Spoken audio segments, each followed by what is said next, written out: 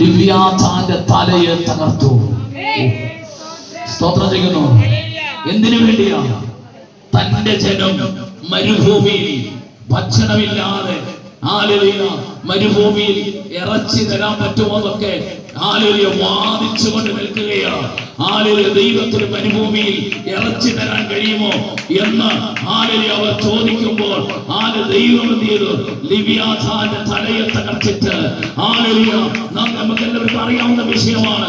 ദൈവത്തിന് അസാധ്യമായിട്ടൊന്നുമില്ല.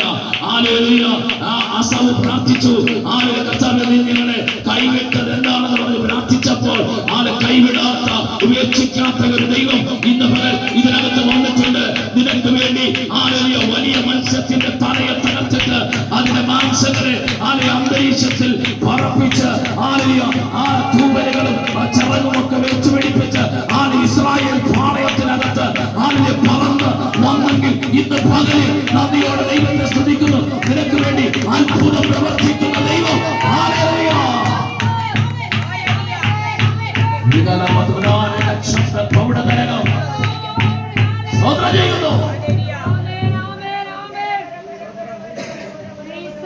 അതുകൊണ്ട്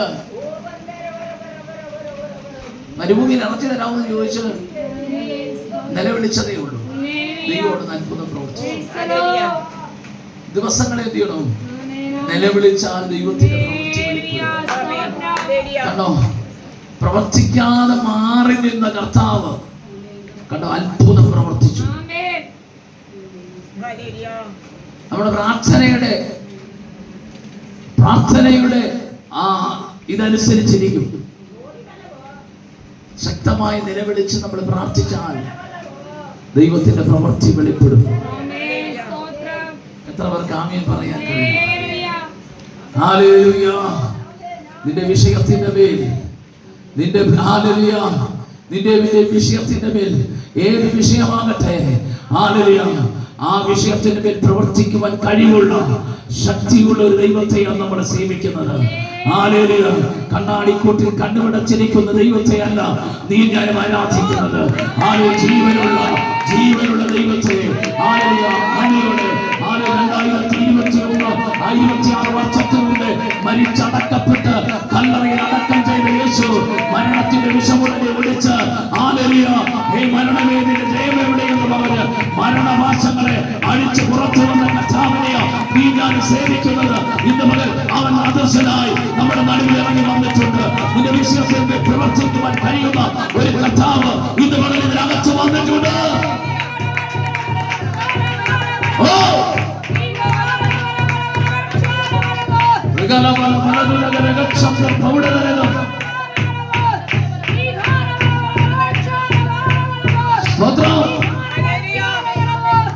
അഴിഞ്ഞു മാറട്ടെ.